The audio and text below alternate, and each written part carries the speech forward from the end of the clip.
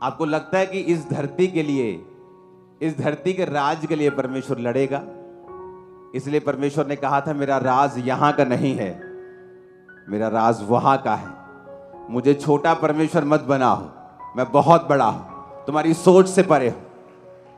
तो प्रॉब्लम यह है कि जब अनपढ़ता और अज्ञानता इकट्ठी हो जाती है तो वो ऐसी बातें करती है कि क्रिश्चियन लोग लड़ाई करना चाहते हैं, क्रिश्चियन लोग क्रूसेड करना चाहते हैं। क्रूसेड शब्द में कुछ भी गलत नहीं है, क्योंकि क्रूसेड का मतलब है, जैसे इफिसियां 6 उसकी 10 से 19 आयत हम पढ़ेंगे, इसमें लिखा है इसलिए प्रभु में और उसकी शक्ति के प्रभाव में बलवंत बनो, परमेश्वर के सारे हथियार बांध लो कि तुम शैतान की युक्तियों के सामने खड़े रह सको, क्योंकि हमारा ये मल्ल युद्ध लहू और मांस से नहीं परंतु प्रधानों और अधिकारियों और उस संसार के अंधकार के हाकिम से और उस दुष्टता की आत्मिक सेनाओं से है जो आकाश में है। क्रूसेड का मतलब अगर हम गूगल पे आप भरेंगे, किसी भी जगह पे सर्च इंजन पे आप सर्च करेंगे तो उसमें लिखा a long and determined attempt to achieve change or stop something because of your strong believe. कहता है एक ऐसी अटेम्प्ट को क्या बोलते हैं हिंदी में? हाँ, ट्राई करना, जैसे अटेम्प्ट करना, ट्राई करना, काम करना, कुछ ऐसा काम बार बार करना, अटेम्प्ट करना, कुछ चीजों को अचीव करने के लिए अपने स्ट्रॉन्ग बिलीफ के कारण, अपने विश्वास के कारण। अब कई बार आप चैनल पे देखते हो, वहां पे लिखा होता है कि इस संडे बैटल होगी भारत और पाकिस्तान के बीच, लड़ाई होगी। क्यों? मैच में, क्रिकेट मैच में। लेकिन क्या होता है वहां पे? The battle between India and Pakistan लिखा होता है कि नहीं लिखा होता? इसका मतलब क्या? तोपगोलों के साथ लड़ाई होने वाली? परमाणु बम्बों के साथ लड़ाई होने वाली? नहीं, क्रिकेट में क्या होने वाली है? लड़ाई होने वाली। और अगर कोई अनपढ़ बंदा टीवी देख रहा हो उस समय बोले, कमेंट्री सुन के कि ओ कह रहे जी भारत पाकिस्तान में लड़ाई होने वाली है जी, चलो चलो तैयारियां कर लो, चक लो चक लो चक लो, सारे तलवारें चक लो। अरे बेवकूफ, वो लड़ाई भारत और पाकिस्तान की क्रिकेट में होने वाली है। अब यह समझने की जरूरत है कि जो बाइबल लड़ाई की बात कर रही है वो किससे कर रही है? उसने कहा प्रभु के सारे हथियार बांध लो। इसमें तलवारों की बात नहीं हो रही। कहता क्योंकि हमारा मल्ल युद्ध लहू और मांस से नहीं है। अगर लहू और मांस से युद्ध ही नहीं है तो फिर प्रॉब्लम किस चीज की है? अब इंग्लिश का एक शब्द है क्रूसेड, हिंदी का शब्द है लड़ाई। उसे आप किसी भी तरीके से इस्तेमाल कर सकते हो। जब किसी का मैच होता है वो भी कहता है युद्ध होने वाला है, the battle between India and Pakistan. तो अगर किसी बंदे ने इसको गलत तरीके से इस शब्द को इस्तेमाल किया है, इसका मतलब ये नहीं है कि फ्यूचर में कोई अच्छा व्यक्ति इस शब्द का इस्तेमाल नहीं कर सकता। हालेलुया। क्रूसेड का मतलब है अपने बिलीफ के कारण कुछ अटेम्प्ट करना। क्या अटेम्प्ट करना? कि आत्मिक युद्ध करना। कौन सा आत्मिक युद्ध? बीमारियों के खिलाफ, पाप के खिलाफ, व्यभिचार के खिलाफ, नशों के खिलाफ, अज्ञानता के खिलाफ, अनपढ़ता के खिलाफ, शैतान के खिलाफ, जिनका हेड ऑफिस बाइबल कहती है आसमान में है। और परमेश्वर ने हथियार बताए। कौन से हथियार हैं? कहते हैं इसलिए परमेश्वर के सारे हथियार बांध लो कि तुम बुरे दिनों का सामना कर सको और सब कुछ पूरा करके स्थिर रह सको। अब आगे हथियार लिखे हैं। कहता सत्य से अपनी कमर को कस लो, धार्मिकता की झिलम पहन लो, पांव में मेल के सुसमाचार की तैयारी के जूते पहन लो, इन सब के साथ विश्वास की ढाल लेकर स्थिर रहो। ये तो हमारे हथियार हैं। अगर ये लड़ाई शारीरिक होती, यीशु मसीह ने शारीरिक लड़ाई करने के लिए कहा होता तो हम लड़ते शारीरिक लड़ाई। किसी का भय, किसी का डर नहीं है। लोग बोलते हैं किसी के बाप का नहीं खाते, कोई प्रॉब्लम नहीं है। पर ये लड़ाई ऐसी थी नहीं और ऐसी है नहीं। बाइबल कहती है इस लड़ाई का जो हमारा हथियार है वो आत्मा की तलवार है, जो खुदा का वचन है। कहता ले लो, कहता सत्य से अपनी कमर को कस के धार्मिकता की झिलम पहननी है।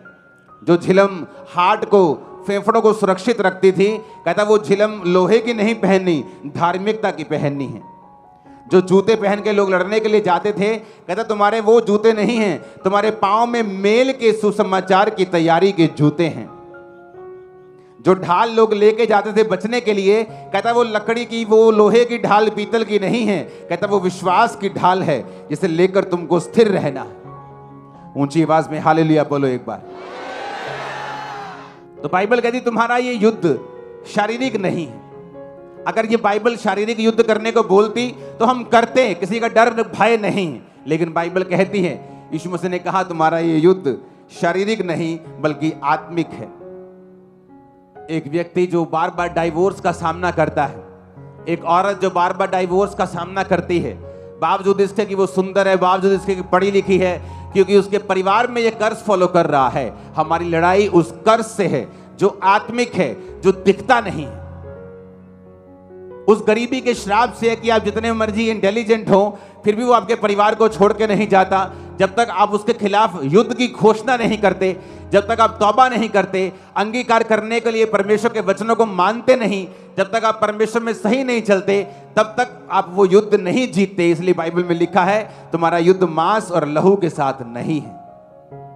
कहता हर समय हर प्रकार से 18 आयत में लिखा आत्मा में प्रार्थना और विनती करते रहो। यहां भी लड़ाई की बात नहीं हो रही, हमारी लड़ाई आत्मा में है, प्रार्थना करते हुए। इसलिए जागते रहो कि सब पवित्र लोगों के लिए लगातार विनती किया करो। तो हमें यह समझने की जरूरत है कि शैतान के साथ हमारा युद्ध हमने किस तरह से जीतना है।